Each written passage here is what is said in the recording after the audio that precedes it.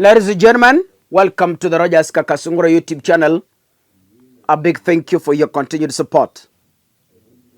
I did warn in this very same platform about the organized scheme by the Kenya Kwanza government to loot money from its taxpayers through a syndicate called SHIF.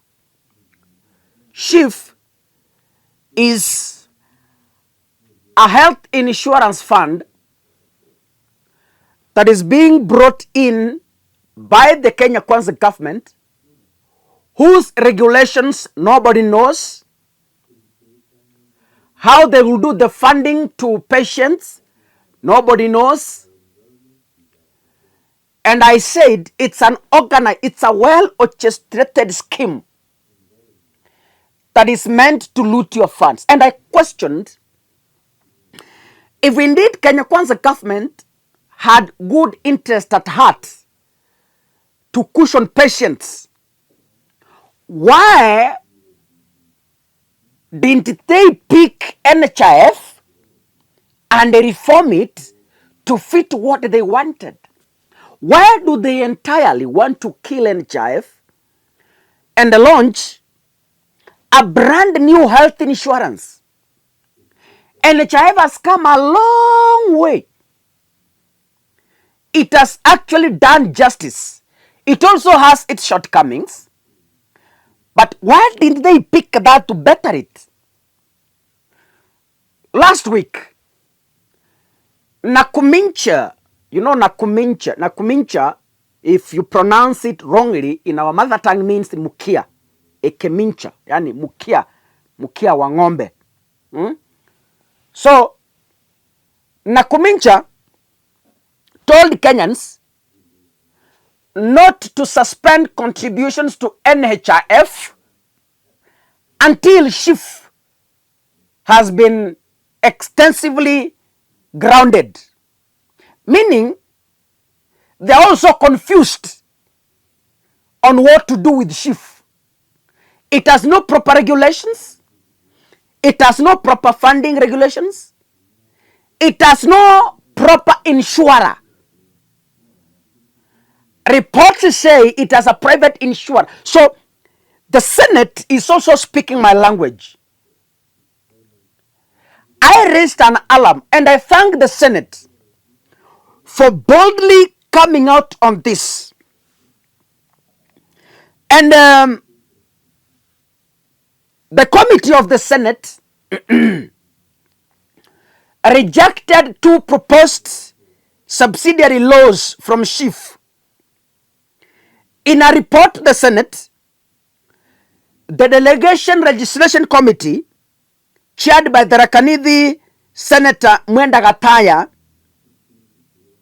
recommended that the Social Health Insurance General Regulation 2024 and the Social Health Insurance Tribunal Procedure Regulation 2024 be annulled for lack of public participation. Blow to William Ruto. Tutakupiga pande zote.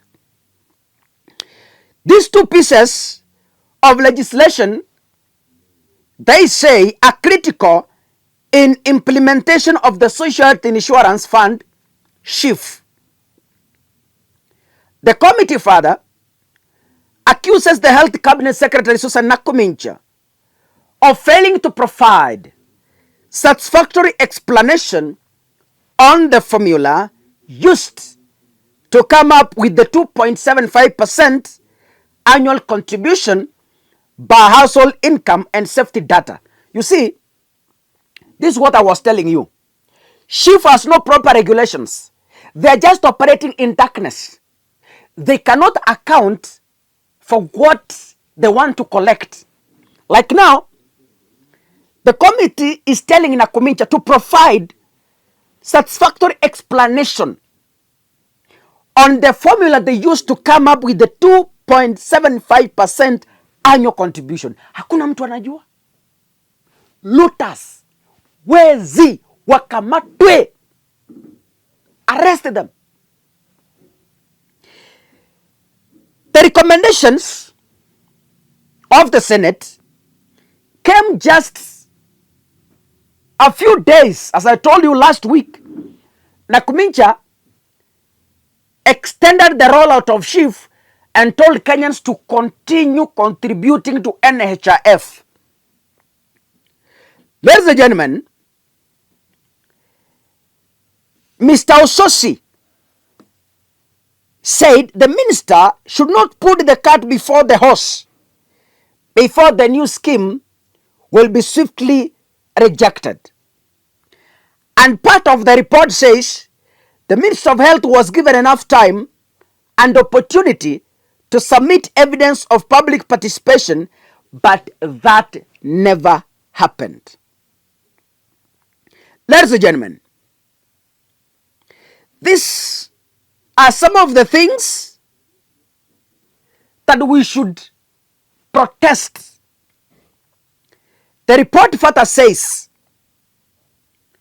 she, that's Nakumincha, did not submit evidence of adequate post-drafting public participation for the regulations and the rules that satisfactorily considered the issues from the public and the stakeholders' involvement.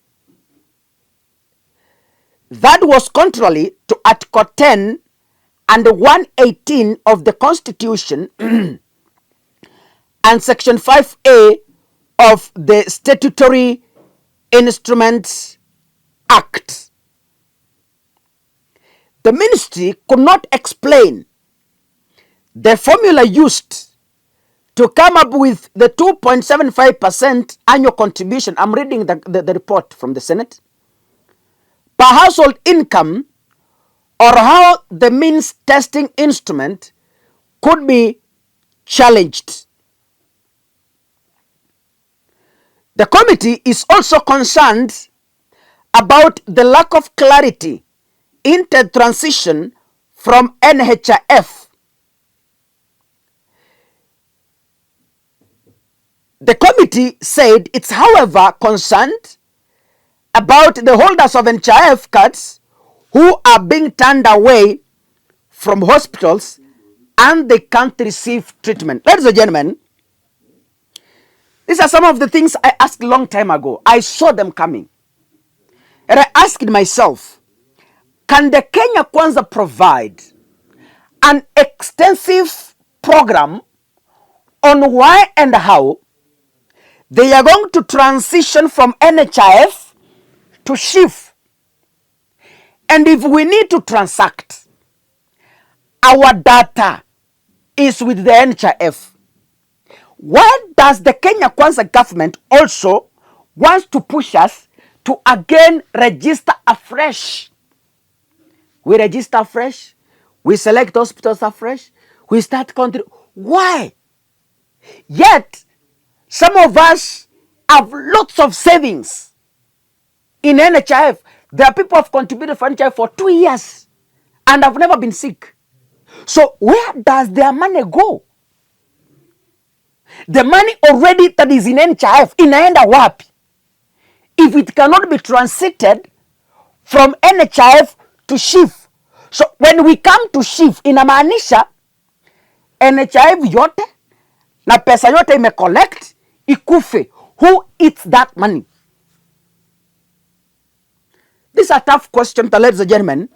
The young people, the Gen Zs, were supposed to ask. But I think tomorrow, as we move to the streets, there is no retreat, there is no surrender. They can kill, yes, but they can't kill all of us. They can arrest, yes, but they cannot arrest all of us. They have no enough cells to put all of us. God bless you, ladies and gentlemen. See you in the next video. Asanteni sana.